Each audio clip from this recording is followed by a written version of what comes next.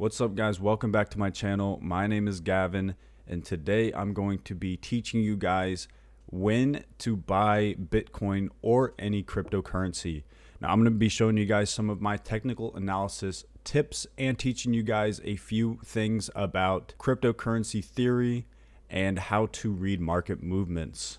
So right here in front of me, I've got the Bitcoin chart pulled up on TradingView. Now, if you guys haven't heard of TradingView, it is my go-to charting software. There's a link in the description if you guys want to check it out, but I highly recommend this platform. So before we talk about what Bitcoin's doing right now, we should talk about what it has done in the past, because a lot of times you can learn some things if you look back and see what Bitcoin has done previously. So you can see we had this huge bullish run here, big crash.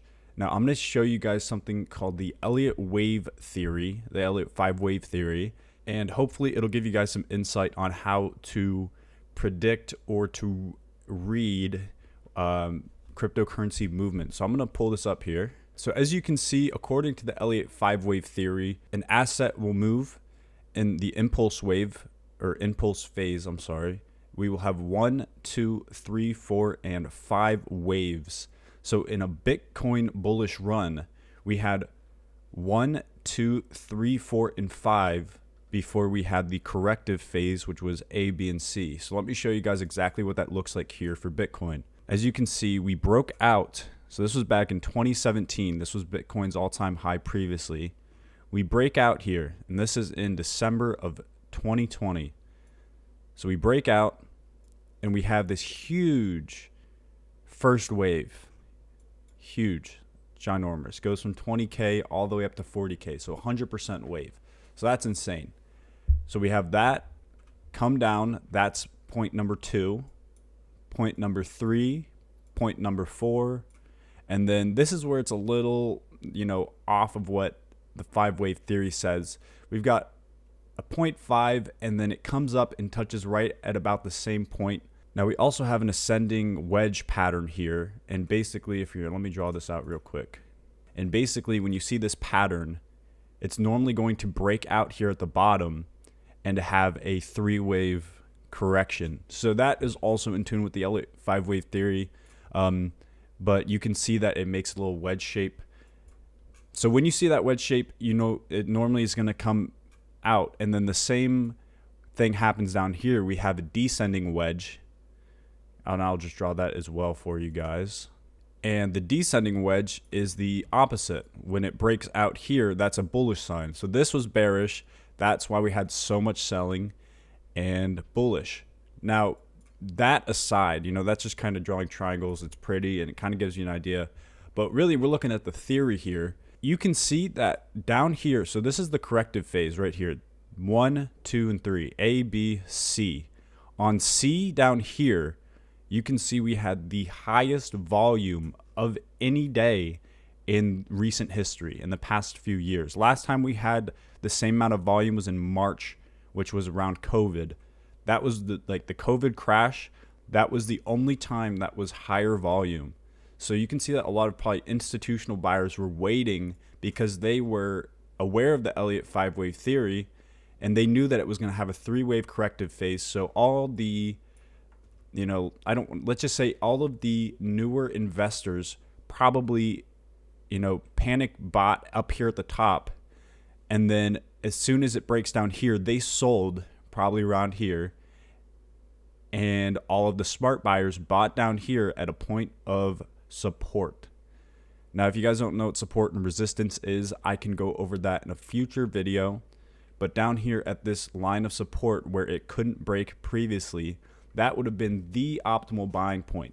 Now, if you missed out on this and you say, oh my gosh, it's about to go back up, well, Bitcoin got trapped in a little zone down here. So you guys can see this little zone in between 30K and about 40K.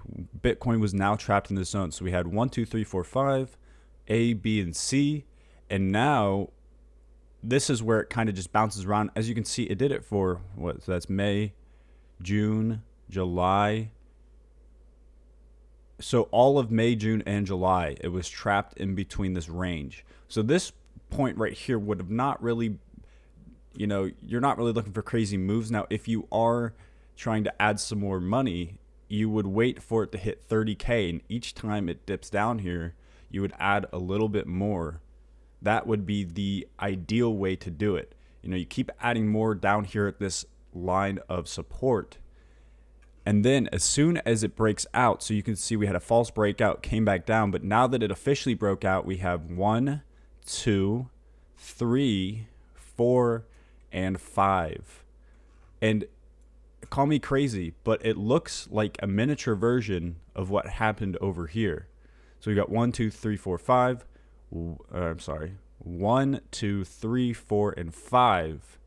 So if this point right here is similar to this right over here, then I would predict. Now, I am not a financial advisor. You know, I am just showing you guys how I do my technical analysis. But there are two ways that Bitcoin could go from here. Obviously, it could go up or down. But what I'm telling you, I'm trying to inform you guys, you know, when you are looking to buy Bitcoin or any cryptocurrency, this is how you have to be thinking. You could think that this pattern right here, so now we're on the 4-hour chart. We're no longer on the daily or the weekly. This is the 4-hour, meaning each candle represents 4 hours. So as you can see, Bitcoin was kind of trapped in this range here, and now we seem to have broken out up here. So you would think that that was bullish, and if Bitcoin were to break over 50K, I would say that is a bullish signal. However, what leads me to be cautious is because if we are, you know, following similarly to what happened in the past, there could still be some room for it to break down to 40K before we see another 5-wave pattern, because we have our 1, 2, 3, 4, 5 and our A and B. We don't have our C yet. And there's no point in going on the 4-hour chart to find it, because if you go A, B, C, D, E, you know, like 4-hour, like it starts to get a little complicated. So I always stay on the daily chart, and I really like to be on the weekly because that shows you the big picture, but you can't always, you know, get a good look at everything. But you always start at the weekly, you work your way down. So I like the daily for what we're doing here. If it was me, and it is me, you know, I am looking to buy some more Bitcoin.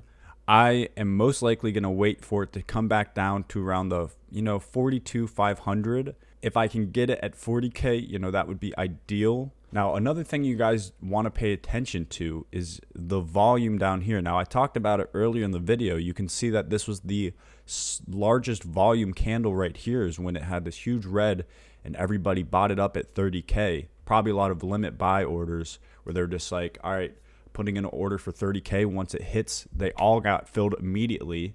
I mean, if we went on the 1 hour, you could probably see that, but it's kind of pointless to do that.